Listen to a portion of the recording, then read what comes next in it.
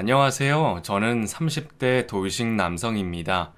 당시 20대 중후반 막 사회초년생이 되었던 저는 졸업하고 10여 년 만에 처음으로 중학교 동창회에서 아내를 만났습니다.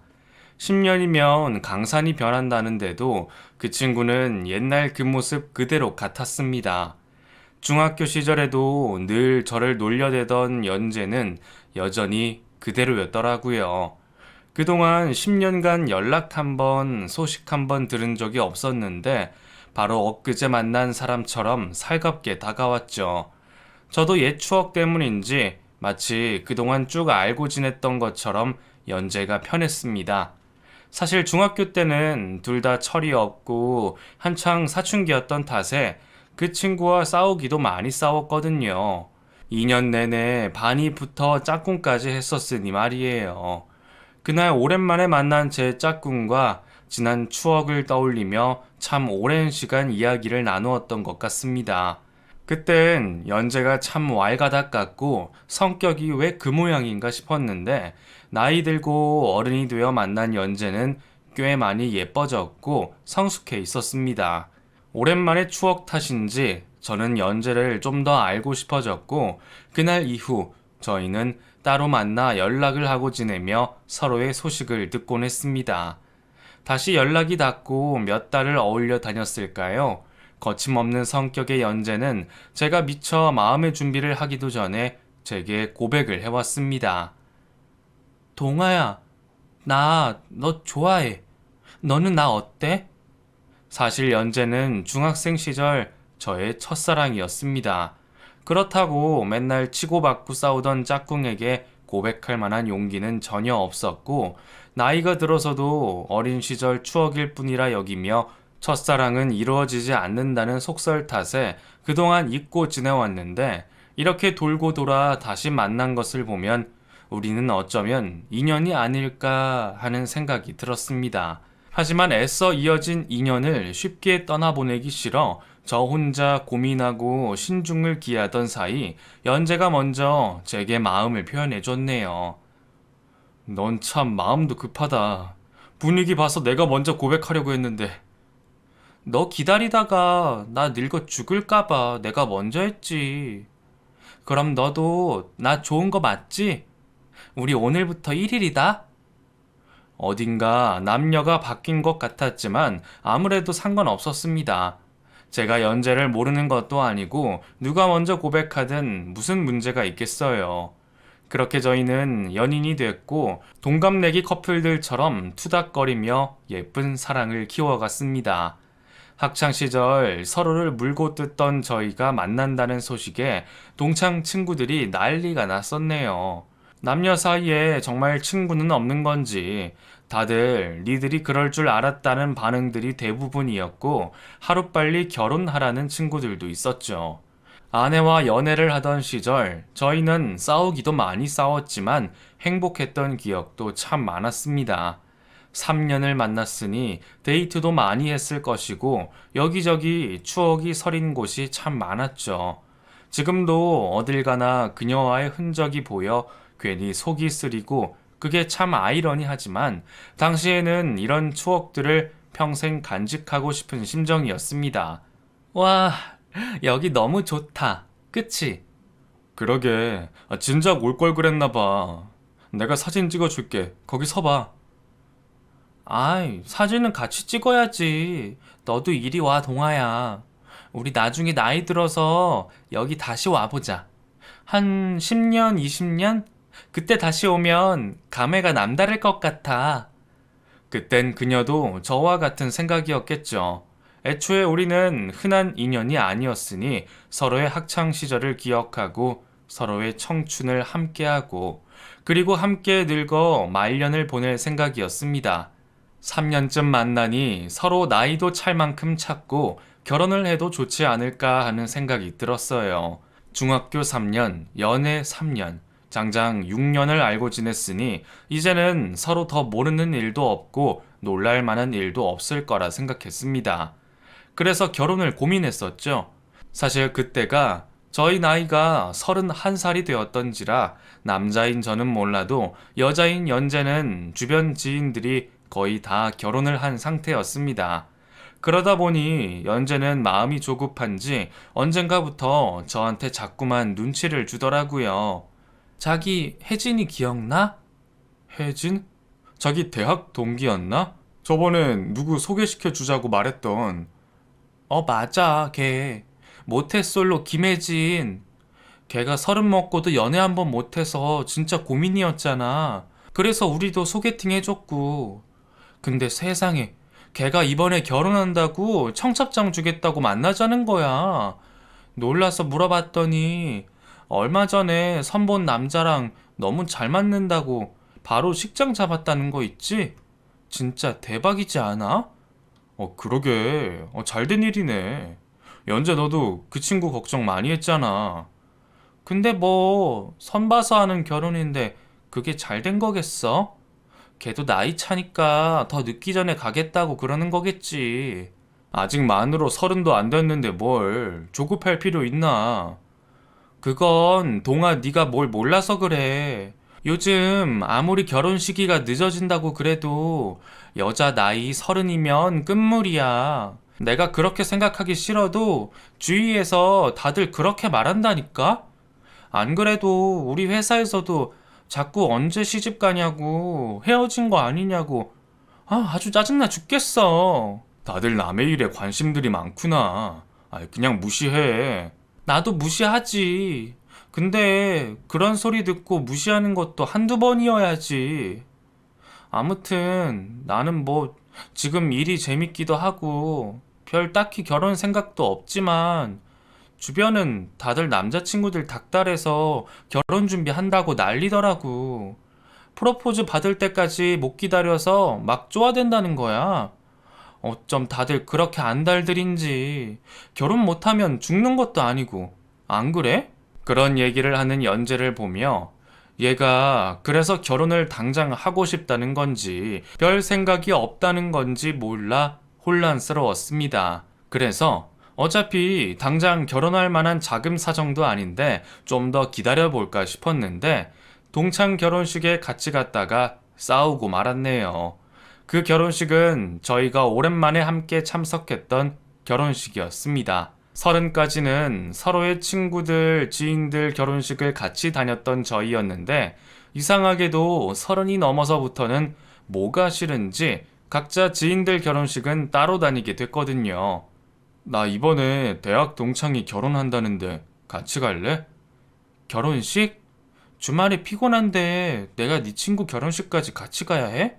됐어. 너 혼자 다녀와. 이전에는 제가 말하지 않아도 나서서 같이 가겠다고 하더니 갑자기 또 가기 싫다고 하니 저는 영문을 몰랐습니다. 연재 말대로 쉬고 싶은 주말에 괜히 잘 알지도 못하는 사람 결혼식을 뭐하러 데려가나 생각했습니다. 그래서 그 뒤로는 같이 결혼식 가자는 얘기도 안 했고 늘 따로 다녔었는데 그날은 동창 결혼식이니 같이 가야만 했습니다.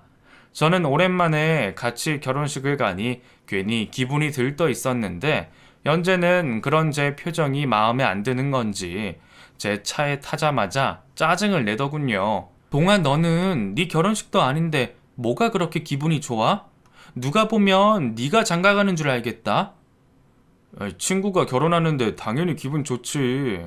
그리고 오랜만에 연재 너 차려입은 모습도 보고 너무 좋네. 연재야, 오늘 참 예쁘다. 하영이보다 더 예쁘면 어떡해? 말도 안 되는 소리 하지 마. 하객이 암만 예뻐 봤자지.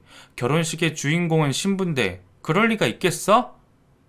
너 오늘 기분이 안 좋아? 아니 하영이 결혼식인데 왜 그래? 안 좋긴 뭐가 안 좋아. 네가 괜히 차 타자마자 헛소리 하니까 그러지. 앞에 보고 운전이나 조심해. 늦겠다. 그렇게 식장에 들어간 뒤에는 연재도 표정 관리를 하는 듯 웃으며 돌아다니고 신부인 친구와 예쁘다, 부럽다, 덕담을 나눴지만 돌아서 나와 제 옆에 있는 뒤로는 계속 표정이 안 좋은 듯 싶었습니다. 그러다 식사 자리에서야 그 이유를 얼핏 알 수 있었죠. 동아랑 연재 오랜만이다. 야, 니들 아직 만나는구나. 나는 소식이 없길래 니들 헤어진 줄 알았지. 헤어지긴 무슨. 3년째 잘 만나고 있는데 뭘. 연재 너 하영이 결혼하는 거 부럽겠다? 내가? 내가 왜 부러워?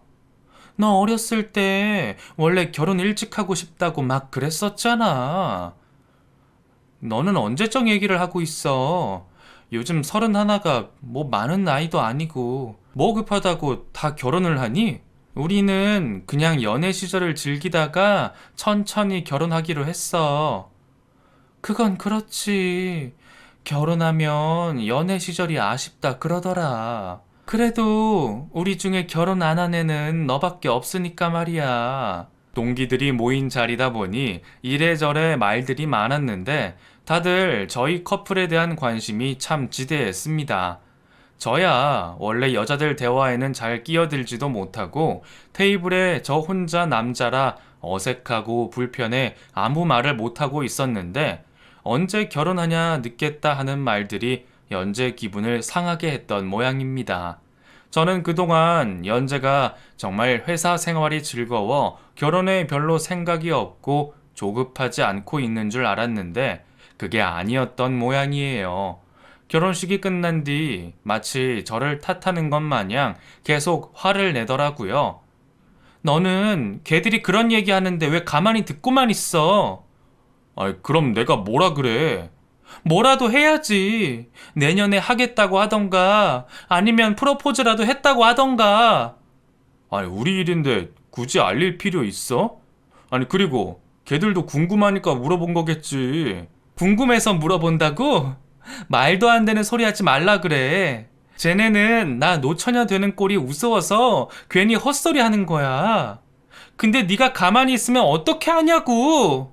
그때는 속상한지 짜증을 내는 연재가 저는 마냥 귀엽기만 했습니다. 겉으로는 아닌 줄 알았더니 알고 보니 결혼을 바라고 있나 보다는 생각에 저도 좀 용기가 났거든요. 저도 우리가 이제 슬슬 결혼 약속을 하면 좋지 않을까 생각해 보기도 했었고, 무엇보다 연재 마음을 더는 불안해하게 하고 싶지 않았습니다. 그래서 저는 프로포즈를 결심했죠. 연애 때 고백은 연재가 했으니 결혼 프로포즈는 무조건 제가 하겠다고 마음먹었고, 혼자 반지를 보러 다니며 이리저리 고민했습니다. 평소 연재가 부럽다고 했던 브랜드의 반지를 사서 차 트렁크에 꽃바구니와 플랜카드를 걸어 연재에게 프로포즈를 했죠. 전에 누군가가 그런 식으로 프로포즈를 받는 것을 보고 부럽다 하던 것이 기억나 준비했던 것이었지만 혹시나 안 좋아하면 어쩌나 걱정이 많았습니다. 그래도 다행히 연재는 아주 좋아해줬어요. 감동의 눈물까지 흘리지는 않았지만 기쁘기는 한 건지 방방 뛰면서 반지를 뚫어져라 쳐다보고만 있더라고요. 그리고 꽃다발과 사진을 한 100만 장 정도 찍어서 SNS에 올렸으니 꽤 마음에 들었던 것 같습니다. 프로포즈 이후로는 모든 것이 급박하게 돌아갔습니다. 연재는 당장이라도 식을 올려야 하는 것처럼 말했고 저는 곧바로 예비 처가댁을 찾아갔습니다. 물론 연애하면서 몇 번 찾아뵌 적은 있었기에 그날의 방문이 처음은 아니었지만 그래도 결혼 허락을 받으러 간다는 것은 남다른 의미가 있었습니다. 저도 모르게 잔뜩 긴장을 했는지 장인 장모님이 뭐라 물으셔도 제대로 대답도 못하고 혀가 굳어서 말도 잘 나오지 않더라고요. 그래도 다행히 저를 알고 계셨기에 많이 걱정은 하지 않으셨지만 장인어른은 제게 무서운 한마디를 하셨습니다. 우리 연재 곱게 키운 외동딸인 거 잘 알고 있지? 혹시라도 내 딸 고생시키면 나 너 가만히 안 둔다. 그러니까 내 딸 울리지 말고 데려가서 잘 해줘라. 물론 연재가 금지옥염 외동딸인 것도 알고 있었고 장인어른이 연재를 끔찍이 생각하시는 것도 알고 있었지만 그래도 그 말은 좀 부담으로 느껴지더라고요. 저나 연재나 동갑에다가 저도 외동 아들이었으니 사정이 비슷해서 더 그렇게 느꼈던 것 같습니다. 물론 아들 보내는 입장과 딸 보내는 입장이 다르시다는 것도 알지만 요즘같이 남녀가 평등한 세상에 저희 부모님이라고 자식 보내는 게 아쉽지 않으실 리도 없었고, 또 걱정이 안 되실 일도 없었죠. 어쨌든 그 말을 빼면 그날은 별일이 없었습니다. 그 뒤로 연재도 저희 집에 다녀갔고, 저희 부모님이야 뭐 큰 반대도 우려도 하지 않으셨습니다. 그저 니들이 좋다니 예쁘게 잘 살아보라며 응원을 해주셨죠. 그걸 보면 역시 아들 둔 부모님은 좀 무던하신 건가 싶기도 하고 다르기는 다르다 싶었던 것 같습니다. 그렇게 양가 부모님들께 결혼 허락을 받아낸 저희는 상견례 전에 이것저것 알아보고 준비할 것들이 많았습니다. 처가댁은 가게를 하시고 저희 부모님은 아직 일을 하고 계시는 터라 자주 만나서 문제들을 조율할 만한 시간적 여유가 많이 없었거든요. 괜히 어려운 자리 자주 만들고 싶지도 않았고요. 그리고 부모님들이 욕심이 없으신지 예물 예단이나 식장이나 저희가 원하는 쪽으로 하시기를 바라시기에 웬만한 부분들은 저희들이 알아보고 정리해서 얘기를 나누는 게 좋겠다 싶었습니다.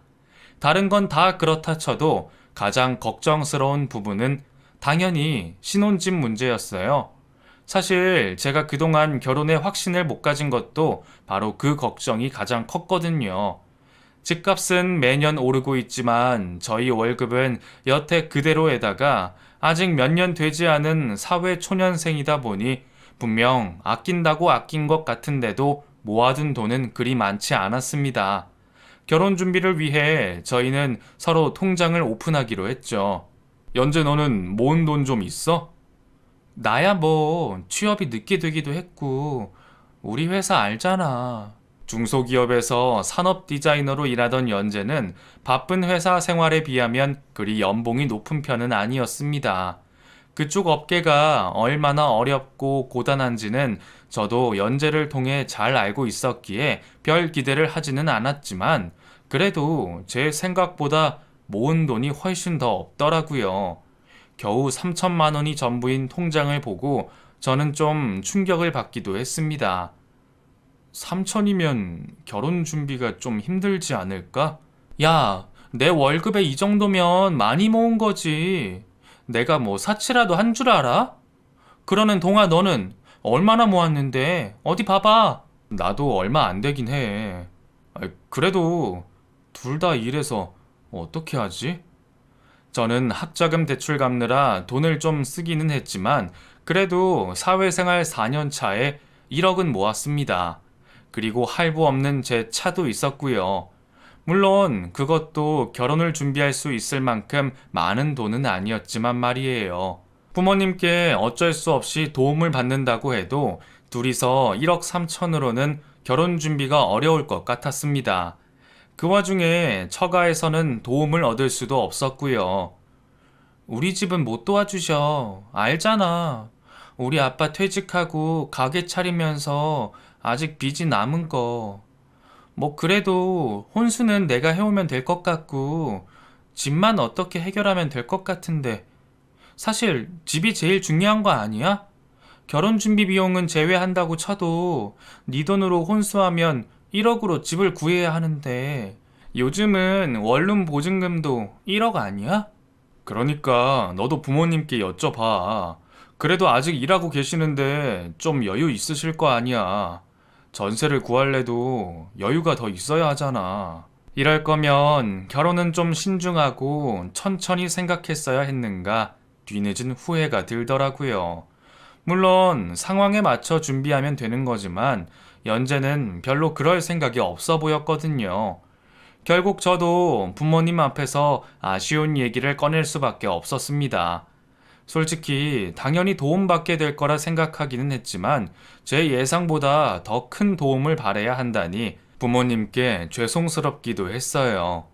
양가 다 비슷한 사정에 처가에서는 도움 못 주실 거라는 얘기를 꺼내는 것도 죄송스러웠고 말이죠. 그런데 부모님은 제 기대보다 더 많은 것을 준비하고 계셨더라고요. 제가 결혼할 때를 위해서 부모님이 청약을 받아두신 아파트가 있었는데 그걸 제게 주시겠다고 하신 겁니다. 아파트는커녕 전세금만 빌려도 감지덕지하다 생각했는데 생각지도 못한 큰 도움에 너무 감사하기만 했습니다. 근데 한 가지 문제가 있었어요. 아직 완공되려면 2년 남긴 했는데 그래도 2년 뒤에는 집이 생기는 거 아니니? 니들 가진 돈으로 전세라도 구하려면 대출 받아야 할 텐데 전세 대출 받으려면 대출 이자도 만만치 않고 그럴 바에는 니들이 딱 2년만 여기 들어와서 살면서 돈 모아서 나가면 어떨까 싶은데 우리도 바쁘니까 니들이랑 마주칠 일도 별로 없을 거고 그리고 우리가 뭐 연재 시집살이라도 시키겠니? 그렇게 생각해 주시면 저희야 좋죠.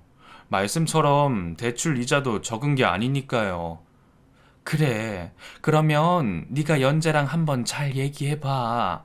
솔직히 저는 그때 2년 뒤에 집이 생긴다는 생각에 너무 기뻐서 다른 고민은 할 겨를이 없었습니다. 물론 2년간 집에 들어와 살으라고 하시는 것도 감사하다고만 생각했고요. 하지만 며느리인 연재 입장은 다른 모양이더라고요. 2년간 들어와 살으라고 하는 대목에서 절대로 안 된다. 난리가 났습니다. 뭐? 2년을 들어와서 살으라고? 아니, 그게 말이 돼? 아니, 우리 부모님은 다른 뜻이 있는 게 아니라 대출 이자도 그렇고 그냥 2년간 돈 모아서 나가라고 하시는 거지. 그거야 우리가 알아서 할 일이고 그렇다고 내가 어떻게 시댁에서 살아. 아니, 우리 부모님 바쁘셔서 같이 사는 나도 집에서 잘 못 빼. 주말이면 두 분이서 골프 다니시느라 바쁘시고 평일에는 식사도 다 밖에서 하고 들어오시니까 정말 마주칠 일도 별로 없을 거야. 한 집에 사는데 어떻게 안 불편할 수가 있어? 이왕 도와주실 거면 처음부터 끝까지 도와주시면 안 돼? 왜 하필 2년 동안 들어와서 살으라고 그러셔? 혹시 나 시집살이라도 시키려고 그러시는 거 아니야? 뭐? 시집살이라니 왜 말을 그렇게 해? 연재 너도 우리 엄마 알잖아. 우리 엄마가 뭐 시집살이 시키고 그러실 분이야? 그걸 네가 어떻게 알아? 그 말 정말 장담할 수 있어? 원래 아들들은 모르는 게 자기 엄마야. 아무튼 나는 싫고 차라리 원룸 살면 살지 시집살이는 못해. 물론 시댁에 산다는 게 며느리 입장에서 어려운 일일지 모르겠지만 저희 부모님이 정말로 며느리 시집살이 시키거나 끼고 살고 싶어서 그러시는 분들도 아니고 오히려 다들 바쁘셔서 저희 볼 시간도 없으실 텐데 왜 그렇게 싫어하는지 사실 모르겠더라고요. 그래도 제가 며느리 입장이 아니니 어떻게 그 속을 다 이해할 수 있겠습니까? 저도 연재의 말을 듣고 무리인가 싶어서 연재 말처럼 2년간 잠시 지낼 원룸이라도 알아보려 했습니다. 어차피 아낄 거 혼수도 안 하고 풀옵션 원룸으로 2년만 버티다가 2년 뒤에 새 집 들어가면서 싹 새로 하면 어떨까 해서요. 그러면 딱 1억으로도 원룸 전세는 구할 수 있을 것 같고 저희 상황에 무리가 될 것 같지도 않았죠. 그런데 연재는 이제 와서는 또 그것도 싫다고 하는 겁니다. 내가 말이 그렇다는 거지. 진짜 원룸을 들어가자고? 동아, 너 진짜 왜 그래? 나 쪽팔려 죽는 꼴 보고 싶어서 이래? 아니, 뭐가 쪽팔려? 아니, 잠깐 사는 게 뭐 어때서? 너 주변 친구들 중에 원룸에서 시작하는 사람 봤어? 우리 동창은? 너 저번에 하영이 결혼식 가서 못 들었어? 브랜드 아파트 들어가니 뭐니 자랑들 하는 거 못 들었냐고. 근데 우리가 원룸에서 시작한다 그러면 사람들이 얼마나 한심하게 생각하겠어. 남들이 뭐라 생각하는 게 뭐가 중요해. 나는 원룸에서 시작하는 게 하나도 안 이상한데 평편껏 하면 되는 거고 우리 나이에 집 사서 시작하는 게 더 이상하지. 아니면 그냥 결혼을 좀 미루자. 아파트 입주 2년도 안 남았는데 천천히 준비하다가 그때 결혼하면 되잖아. 너가 이래서 여태 제대로 연애를 못한 거야. 왜 이렇게 여자 마음을 모르니? 나 프로포즈 받은 거 다 자랑해놨는데 이제 와서 2년 뒤에 시골린다 그러면 다들 뭐라 생각하겠어. 결혼 미루는 건 절대로 안 돼. 아무튼 우리는 그래도 신혼집으로 원룸은 좀 그러니까 좀 더 생각해보자. 결혼은 미뤄서는 안 돼. 원룸에서 시작하는 것도 싫어. 시집살이는 더 싫어. 대체 그 상황에 뭘 바라는 건지 저는 머리가 아플 지경이었습니다. 결혼 준비가 어렵다는 건 알고 있었지만 참 어디까지 걱정하고 무리를 해야 하는지 모르겠더라고요. 그렇게 상견례를 하기도 전에 저희는 몇 번이나 고비를 넘겨야 했습니다. 결국 2년간 들어가 살 전세를 알아보고 다녔는데, 그런데 알아보고 다니다 보니 매매나 전세나 별반 차이가 없는 겁니다. 어차피 대출받아야 하는 건 매한 가지인데 오히려 매매를 하는 게 대출 금리도 더 쌌어요. 부동산에서는 집값은 계속 오를 거라며 부추기고, 그래서 빌라를 살까 했더니 구축이라도 아파트가 낫다 하더라고요. 요즘 이런 집 없어서 못 사는 거예요. 내가 젊은 커플이 예뻐 보여서 몰래 보여주는 거야. 이런 집 리모델링만 싹 해서 나중에 웃돈 주고 팔면 좋아요. 무조건 집값 오를 테니까 나 믿고 계약해요. 응? 결국 이런저런 고민을 해보던 저는 싸게 나온 구축 아파트를 매매하게 됐습니다. 구축이라 낡고 오래되긴 했지만 부동산 사장님 말씀처럼 리모델링만 좀 하고 나중에 팔아도 그 돈은 벌지 않을까 싶었거든요. 물론 연재는 브랜드 아파트가 아니라 아쉬워하는 게 눈에 보였지만 저희 사정에 그게 최선이라는 건 자기도 알고 있었습니다. 결국 저는 대출을 영혼까지 끌어모아 매매를 하게 됐죠. 그 와중에도 연재와 의견 마찰이 있었지만 결혼하는 마당에 더 이상 잡음을 만들고 싶지도 않아 이왕 좋은 대로 해줄 거면 해달라는 대로 다 해주기로 했어요. 연재가 제가 대출받아 매매하는 집을 공동 명의로 하자 했거든요. 어차피 결혼하면 다 부부 공동이잖아. 대출금도 같이 갚아야 하고. 그러니까 우리 공동 명의 하자. 응? 그렇게 우여곡절이 많았지만 다행히 결혼은 무사히 하게 됐습니다. 너무 어렵게 결혼 준비를 해서 그런지 정말 다시는 하고 싶지 않았지만 그래도 결혼해서 내 집이 있다는 건 꽤 행복했습니다. 연재도 그만하면 만족스러워 하는 것 같았죠. 그런데 이제는 더 이상 문제 없이 행복할 거라 생각한 결혼 생활은 제 예상과는 좀 달랐습니다. 결혼하고 얼마 되지 않아 연재는 제게 이직을 권유했습니다. 사실 그때 본의 아니게 집 산다고 대출에 이래저래 돈 걱정이 많았던 때라 좋은 이직 자리 얘기를 꺼낸 적이 있긴 했는데, 이직을 하면 돈은 더 벌겠지만 훨씬 바빠질 거라 예상되다 보니 이직을 마음먹기가 쉽지 않았습니다. 저도 한참 신혼을 즐기고 싶었으니 회사에 매여 있는 건 싫었거든요. 그런데 제 마음은 몰라주는지 연재는 자꾸만 이직을 권하더라고요. 이직도 다 타이밍이야.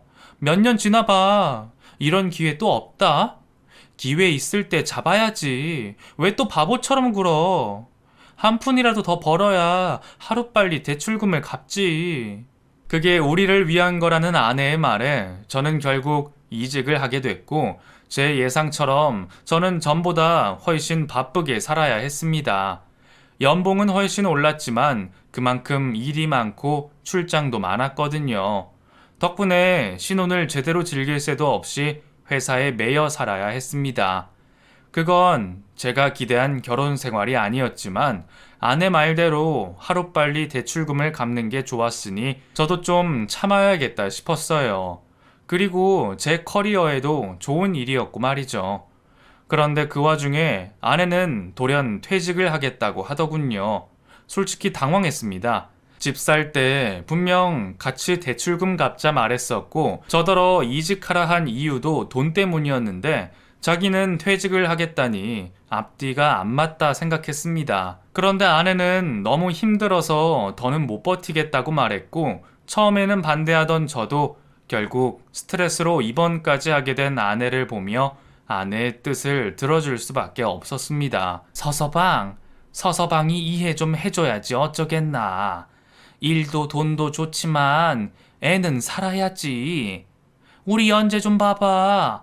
회사가 얼마나 힘이 들었으면 이렇게 쓰러지기까지 하나. 서서방이 그동안 몰라서 그렇지 이런 일이 한두 번이 아니었어. 그래도 결혼하면 좀 편해지나 했더니 아내가 아프다는데 참고 회사 다니라고 할 남편이 어디 있겠어요. 결국 아프다는 아내를 이해해 아내는 퇴사를 하고 당분간 쉬면서 집안 살림을 돌보기로 했어요. 그런데 이번에는 살림 배운다는 핑계로 집에 장모님을 데려와 지내더라고요. 물론 잠은 집에 가서 주무시지만 제가 야근하고 돌아올 때까지 계시다 보니 저는 어쩔 수 없이 장모님과 매일 마주칠 수밖에 없었습니다. 그나마 야근하고 오는 날은 인사만 하고 가시니 괜찮은데 저도 집에서 좀 편하게 쉬고 TV도 보고 싶은데 장모님이 밤에 하는 드라마가 끝날 때까지 집에 가시지를 않으시니 저는 TV도 볼 수 없었고 주방에 앉아서 맥주 마시면서 핸드폰이라도 보려고 하면 꼭 한마디씩 하시곤 하니까 그마저도 할 수가 없었습니다. 서서방, 이 시간에 무슨 술을 마셔? 저번에도 마시는 것 같고 맥주 캔도 좀 있는 것 같던데. 설마 서서방 알코올 중독 아니야? 예? 아니, 그냥 맥주 한 캔인데. 맥주는 뭐 술 아니야? 그렇게 자주 마시면 살만 찌고 몸에는 하나도 좋지도 않은데 그것도 다 돈 아니야. 좋지도 않은 술 자꾸 먹지 마. 그리고 애들처럼 거기 앉아서 핸드폰 들여다보고 있지 말고 뭐 자기 개발 같은 것 좀 해. 책이라도 읽던가. 아, 예.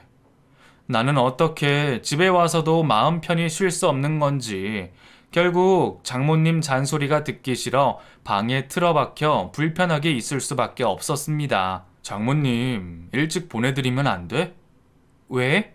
엄마랑 같이 있는 거 불편해서? 아니, 같이 있는 게 불편하기보다 장모님이 내가 아무것도 못하게 하시니까. 뭘 못하게 해. 하고 싶은 거 있으면 하면 되지. 거 봐. 당신도 우리 엄마 불편하지? 근데 그런 사람이 나더러 2년간 시집살이를 하라 했냐? 아니, 그거랑 이건 다르지. 장모님은 내가 핸드폰 하는 거 가지고도 뭐라 하시잖아.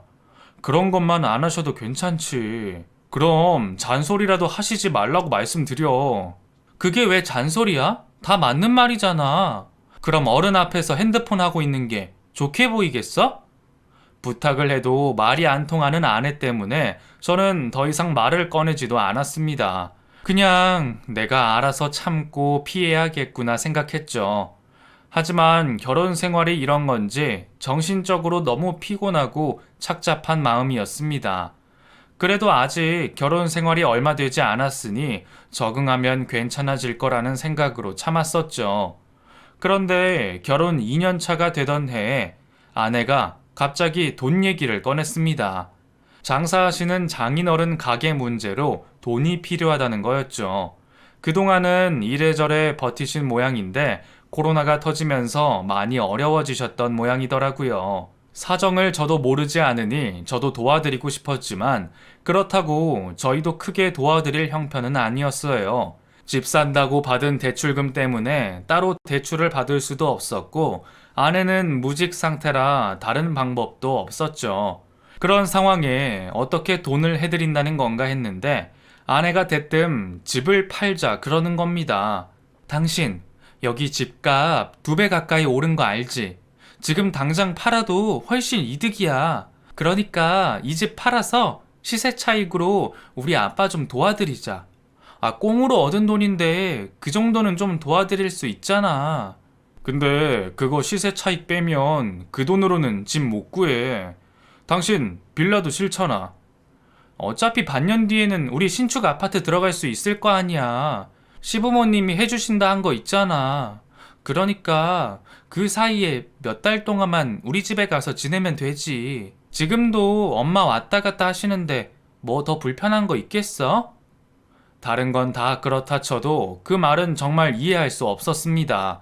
우리 부모님이 들어와 살라 할 때는 시집살이 시키냐 뭐냐 별소리 다 하면서 싫다고 난리치더니 이제 와서 저더러는 처가살이를 하라뇨. 아무리 사위 며느리 다른 건진 모르겠지만 늘 자기 입장에서만 생각하는 아내의 그런 태도가 가장 싫었습니다. 그리고 저는 우리 힘으로 집도 샀으니 부모님이 주시겠다는 그 아파트 받을 생각도 없었는데 이제 와서 무슨 소리를 하는지 기가 막혔죠. 나 부모님한테 아파트 안 받을 거고 이 집 팔 생각도 없어. 그리고 그 돈 빌려드리면 돌려받지도 못할 건데 무슨 소리야. 사실 장인어른 이전에도 가게 잘 안 됐잖아. 애초에 회사 다니시다가 장사하시는 게 쉽냐고. 차라리 지금이라도 다른 일 알아보시는 게 나을 것 같아. 당신 진짜 너무한다. 어떻게 이런 상황에 우리 가족을 나 몰라라 할 수 있어? 당신 아버지 일이어도 이렇게 나왔을 거야? 아닌 건 아닌 거지. 여기서 네 식구 내 식구가 어디 있어. 장인어른 위해서도 그게 맞아. 지금 빚만 대체 얼마야. 코로나가 얼마나 더 길어질지도 모르는데 질질 끌어서 답이 있겠냐고. 사람이 왜 그렇게 이기적이야? 도와주기 싫으면 말이라도 조심해. 지금 뭐 망하기를 바라는 거야 뭐야? 아, 그래. 당신이 그렇게 받아들이는 거면 나도 더 할 말 없다. 아무튼 부모님한테 도움 안 받을 거고 나도 이 집 절대 못 파니까 그 생각은 접어. 결국 그 일로 저희는 아주 크게 싸웠지만 예정되어 있던 해외 출장 탓에 화해를 할 겨를도 없었습니다. 한 달 동안 떠나는 장기 출장인데도 아내는 제가 떠나는 게 아쉽지도 않은지 출발하는 날 나와서 내다보지도 않았습니다. 내가 뭘 그리 잘못한 건가 속이 상하기도 하고 내가 너무했나 싶어 미안하기도 하고 속이 복잡했죠. 그래도 그런 상황에 현실적으로 제가 도울 수 있는 방법은 없다 생각했습니다. 그렇게 저는 한 달 출장 내내 아내에게 돌아가서 방법을 찾아보자며 메시지를 남겨보고 연락을 기다렸지만 아내는 화가 많이 난 건지 그동안 제게 연락 한 번이 없었습니다. 결국 한 달간 문자 한 통 없이 떨어져 지냈고 저는 얼굴을 보고 제대로 대화하려 곧바로 집으로 돌아갔습니다. 그런데 이상하게 현관 비밀번호가 눌리지 않는 겁니다. 아내가 화가 나서 비밀번호를 바꾸기라도 한 건지 당황해서 전화를 하는데 아내는 그때까지도 전화를 받지 않았죠. 그래서 초인종을 눌러보니 집안에서 생전 처음 보는 사람이 나오는 겁니다. 누구신데 그 집에서 나오세요? 예? 저 여기 사는 사람인데. 아, 여기 전주인 찾으세요? 저희 일주일 전에 여기로 이사 왔습니다. 이사를 오셨다고요? 집을 사셨어요? 예, 뭐 금매로 나와서 싸게 잘 샀죠. 근데 전 주인이랑은 무슨 사이세요? 내 집을 샀다는 말이 대체 무슨 말인지 저는 아무것도 이해할 수가 없었습니다. 내가 한 달 사이 기억이라도 잘못되었나 싶어서 호수를 몇 번이나 확인해 봤는지 몰라요. 아무리 봐도 그 집은 틀림없이 제 집이 맞았어요. 현관 타일이며 신발장이며 제가 들어올 때 새로 한 게 맞았으니까요. 그 상황이 황당했던 저는 처갓댁으로 곧장 달려갔습니다. 제가 처갓댁으로 들이닥쳤더니 아내가 처가 거실에 누워 절 보며 웃고 있더군요. 당신 어떻게 잘 알고 찾아왔네? 집에 갔다 왔었나 봐. 당신 이게 무슨 상황이야? 나 없는 동안 우리 집 팔았어? 진짜로? 대출 끼고 팔아서 좀 싸게 넘기긴 했는데 그래도 돈 잘 받았어. 이 정도면 우리는 남는 장사지. 아내는 제가 없는 사이에 정말로 집을 팔아버렸으면서도 천하태평하게 누워 있었습니다. 그런 아내를 보니 피가 거꾸로 솟는 게 무슨 뜻인지 알겠더군요. 하지만 제가 화가 난 건 거기서 끝이 아니었습니다. 서서방, 너무 화내지 말게. 이미 벌어진 일인데 어쩌겠나. 그래도 서서방 덕에 급한 불은 끄게 생겼네. 고맙게 잘 쓰겠네. 그래, 거기 서 있지 말고 얼른 들어와서 짐 풀어. 자네 쓰던 짐 다 여기 들여놨으니까 걱정하지 말고. 지금 이 상황이 아무도 이상하지 않으세요? 대체 어떤 가족들이 동의 없이 집을 팔아버린답니까? 따님이 철없이 그러더라도 두 분은 말리셨어야죠. 저희는 어딜 가서 살으라고 이러세요? 자네 부모님이 집 해주신다며. 몇 달만 참으면 새 집 생기는데 뭐가 걱정이야.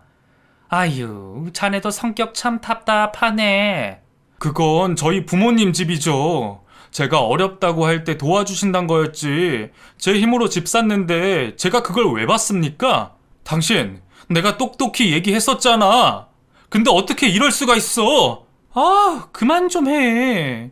이미 팔아버렸는데 뭐 어떻게 할 거야? 적어도 누구 하나는 미안하다 소리를 할 줄 알았는데 그 집 식구들은 아무도 제게 잘못한 기색이 없어 보였습니다. 자기들 마음대로 하는 그 짓거리들이 아주 질려버린 저는 결국 그 자리에서 이혼을 통보하고 말았습니다. 제가 화가 나서 헛소리를 하는 줄 아는 건지 아무도 붙잡지도 않더군요. 저는 그 길로 짐가방을 끌고 변호사를 찾아갔죠. 그리고 제가 돈을 돌려받을 수 있는지 이혼을 할 방법에 대해 알아보게 됐습니다. 천만다행으로 돈을 돌려받을 수 있다 하더라고요. 동의 없이 그런 일을 벌인 것도 유책 사유가 된다고 말입니다. 결국 저는 이혼을 준비했고 아내가 있을 처가댁으로 이혼 소송장을 보냈습니다. 그랬더니 그제서야 난리가 나고 전화가 불이 났습니다. 당신 정말 이럴 거야? 이게 이혼할 일이니? 진짜 남자가 어쩜 그렇게 쫌스럽게 이기적이야? 내가 나 좋자고 그런 거야? 가족 일인데 그 정도 이해 못 해주냐고. 당신 부모님이어도 그럴 거냐고. 너야말로 제발 정신 차려. 너나 너희 부모님이나 나를 가족으로 생각했으면 그랬을까? 이기적인 건 내가 아니라 너랑 니네 집 식구들이야. 나는 이번 일로 정신 차렸고 이혼할 거니까 너도 변호사 구하던가 뭐 알아서 해. 그리고 더 이상 너랑 얘기하고 싶지 않으니까 다시는 연락하지 말고. 저는 그동안 처가에 조금씩 보낸 돈이며 아내가 그동안 살림도 제대로 안 하고 썼던 생활비들이며 대출금 한번 갚지 않은 것들을 증거로 모아 소송을 준비했습니다. 그나마 결혼 기간이 짧았고 아내가 대출금 한번 갚지 않았던 것이 아주 큰 도움이 되었네요. 덕분에 저는 거의 모든 돈을 돌려받을 수 있었고 덕분에 큰 어려움 없이 이혼을 할 수 있었습니다. 아내는 받아들일 수 없다며 항소를 하니 많이 난리를 쳤지만 변호사 비용을 생각하면 그러지는 못하겠던 모양이었어요. 그래도 입은 살았는지 저한테 자기 식구들 길바닥에 나앉으면 다 내 탓이라며 악담을 하고 가더라고요. 장인 장모가 내 식구일 때나 걱정을 했던 거지 이제 와서 남이 되었는데 뭐하러 그 집 식구들 걱정할까요?